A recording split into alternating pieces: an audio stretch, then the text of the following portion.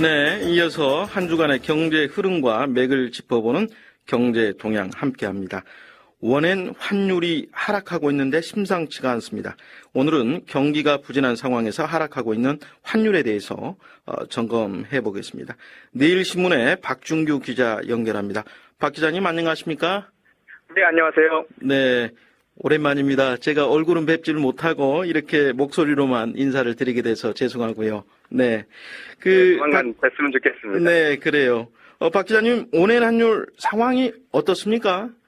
예, 어제 재정 환율인 이 원엔 환율은 전날보다 3.83원 오른 964.8원에 거래됐습니다. 네. 이 최근에 원화 가치가 이 엔화에 비해서는 좀 상승하는 그런 국면과는 조금 벗어나 있었던 모습이라고 할 수 있는데, 예. 그동안의 원엔 환율을 지켜보게 되면 이 8월 초에는 100엔당 1,000원 선을 계속해서 유지하고 있다가 네. 이 8월 중순쯤에 세 자릿수로 떨어졌습니다. 그리고 곧이어서 지난달에는 950원에서 960원까지 하락하면서 상당히 우려하는 목소리가 높아졌던 게 사실입니다. 네. 이 원엔 환율의 하락, 그러니까 이 엔화에 대한 원화의 가치 상승은 엔화 가치 하락, 엔저라고 우리가 일반적으로 말하고 있는데, 네.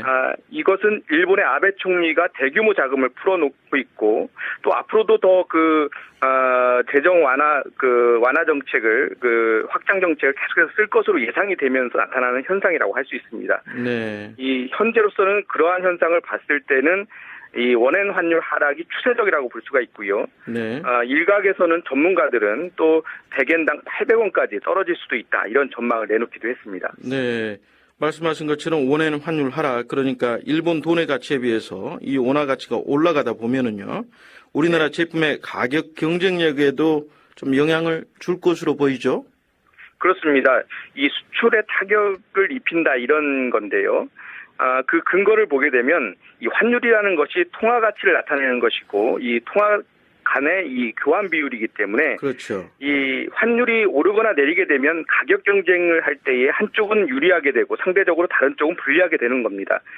이 원엔 환율 하락은 그러니까 이 원화 가치 상승을 의미하니까, 이 동일한 제품이라도 원화로 표시된 제품 가격이 엔화로 표시된 제품 가격보다 높아진다는 것을 의미하게 되고요. 네.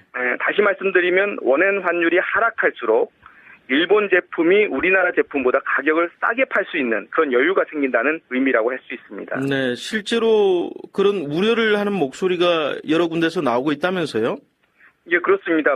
이렇게 떨어지기 시작하면 기업 쪽에서 죽는 소리를 먼저 하는데, 네.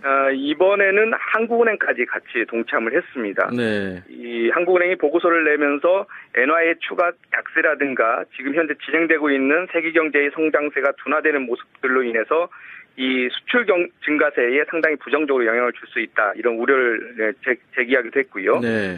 직접 이주열 하는 총재가 한 세미나에서는 아베노믹스의 한계에 부딪힌 일본이 추가 완화 조치를 하게 된다면, 네. 원엔 환율 하락 압력으로 우리나라의 수출 경쟁력이 저하될 가능성이 있다, 이런 경고도 내놓기도 했습니다. 추가 완화 조치라는 게 돈을 시장에 더 풀겠다는 그런 시그널로 받아들여도 되는 건가요? 예, 그렇습니다. 실제로 일본이 그렇게 하려고 지금 계획을 하고 있고요. 네. 이 정치권에서 보면 원엔 환율 하락을 우려하기도 하던데요.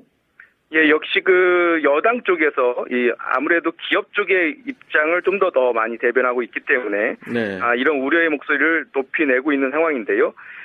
어제는 이군현 새누리당 사무총장이 이 수출 품목의 경합도가 점점 심화되는 상황에서 엔저로 인해서 이 기업의 수출 경쟁력 약화가 국가 경제에 큰 위기를 불러올 수 있다, 이렇게 경고를 하면서, 네. 2012년 이후에 일본 엔화가 미국 달러 대비 무려 39.9%, 40% 가까이 절하되면서 이 엔과 원의 이 재정 환율이 100엔당 965원까지 떨어졌는데, 네. 앞으로 800원대까지 떨어진다는 전망이 나오기 때문에, 네. 이에 대한 적극적인 좀 더 대처 방안을 마련해야 한다, 이런 의견을 내기도 했습니다. 네. 한번 이 시간에 이군현 사무총장 좀 나오시라고 좀 요청을 드려봐야 할 것 같습니다. 이 대기업들이 어려워지는 것 같아요. 아무래도 수출을 주로 하니까요. 그렇습니다. 이 우리나라 수출 상위 100대 품목 가운데 일본 수출 상품과 겹치는 품목이 무려 55개나 됩니다. 네. 50%가 넘는다는 거고요. 또 이 품목, 이 겹치는 품목에 우리나라가 수출하는 그 비중이 우리나라 총 수출의 54%를 차지하고요. 절반이 넘는다는 얘기네요. 예. 그렇습니다. 이렇다 보니까 엔화 가치가 하락할수록 일본 상품 가격 경쟁력이 높아지게 되고 결국 우리나라 상품이 세계 시장에서 일본 상품과 경쟁할 때 상대적으로 열등할 수밖에 없다는 이런 지적이 나오면서 이 경고가 같이 나오고 있는 겁니다. 네. 그런데 보면 일각에서는 일본과 경쟁하는 우리나라 기업들의 수출이 문제다, 수출이 문제다. 이에 대한 반박도 있는 것 같은데요. 예, 이러한 그 이야기, 환율에 대한 이야기가 과도하게 기업들 입장을 대변하는 것이다. 이런 반박입니다. 단순히 환율이 많이 떨어진다 하더라도 우리나라 수출이 엄청나게 큰 타격을 받는 것은 아니다. 이런 주장이기도 한데요. 유엔 무역개발회의 웅쿠타드가 공개한 각국의 무역 통계를 보게 되면 지난 1, 2년 사이에 원엔 환율이 많이 떨어졌음에도 불구하고 우리나라의 전 세계 시장 점유율은 그렇게 많이 약화되지 않았다는 겁니다. 지난해 1년간 원엔 환율은 1247.5원에서 1004.7원으로 242.8원이 떨어졌는데 네. 같은 기간에 우리나라가 세계 시장에서 점유하고 있는 그 점유율은 2.98%에서 2.97%로 0.01%포인트밖에 떨어지지 않았기 때문에 네. 그 영향이 그리 크지 않다는 겁니다. 그러니까요. 말씀하신 것처럼 사실 0.01%포인트라면 사실 떨어지지 않았다고 봐야 되는데요. 그러니까 네. 원엔 환율 하락이 시장 점유율 하락으로 곧바로 이어지진 않는다. 그런 의미인데요. 이 기술력으로 버티던 일본 기업들이 원엔 환율 하락을 이용해서 그동안 나서지 않았던 가격 인하 정책을 만약에 쓰게 된다면 상황이 달라질 수도 있는 것 아닙니까?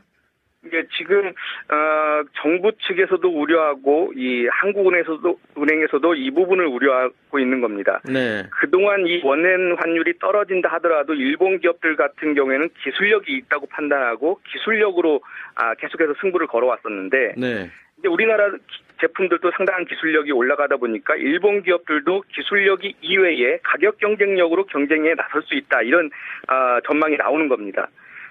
그러다 보니까 우리나라의 이 수출 경쟁력에 이 일본의 가격 경쟁력 그 부분을 더하게 되면 상당히 어려움을 받을 수 있다. 이런 거고요. 네. 그런데 이 부분은 역시 기업들 입장을 상당히 대변한 부분이라고 우리가 할 수가 있고 네. 사실 반대로 생각할 수도 있거든요. 일본의 소재나 부품을 수입하는 기업이나 또 병원 등에서는 상당히 유리한 입장에서 저렴한 가격으로 수입을 할 수가 있는 상황이고요. 네. 또 일본으로 여행을 가거나 일본에 유학을 가는 사람들 입장에서도 이 비용을 줄이면서 일본에 갈 수 있는 그런 기회도 생긴다. 이렇게 볼 수 있습니다. 네. 비단 환율의 문제는 아닌 것 같고요. 경제가 사실 동전의 양면과 같은 측면이 있으니까요. 네. 특히나 이 환율 문제는 정확히 예측하기가 어렵지 않습니까? 또 힘으로 네. 제어하기도 어렵고요. 그렇지만 환율의 영향력을 좀 최소화하는 전략도 필요해 보이긴 합니다만은 어떻습니까? 예, 그렇습니다. 환율의 영향력을 최소화한다는 것은 환율이 움직인다 하더라도 이것을 대응할 수 있는 힘을 길러야 한다는 건데요. 최경환 경제부총리가 어제 이 세계 경제 회복세가 지연되는 가운데 미국의 조기 금리 인하의 가능성이라든가 유로존 경기 둔화 우려, 또 엔화 약세 가속화 이런 것들이 리스크로 작용하고 있다. 그래서 특히 엔저 대응 노력은 당연히 해야 되지만 그거 이외에도 엔저 활용 노력도 필요하다 이렇게 말했는데요. 이 부분은 우리 기업들이 좀 더 유념해서 봐야 될 대목이라고 생각합니다. 최 부총리 말처럼 요즘처럼 불확실한 환경 속에서 미래를 내다보고 이 과감하게 투자하는 기업만이 계속 발전해 나갈 수 있다. 이렇게 지적한 부분들은 이 적극적인 투자를 권하는 건데 이 기업들이 좀 더 이런 어려움들을 기회로 활용할 수 있는 방안을 좀 고민해 볼 필요가 있다. 이렇게 볼 수 있습니다. 네. 사실 좀 더 알아보고 싶은 질문들이 몇 가지 있는데 시간이 다 돼가지고요. 여기까지 드려야 될 것 같고요. 내일 신문에 박종규 기자와 함께 경제 동향 살펴봤습니다. 박 기자님 고맙습니다. 네, 감사합니다.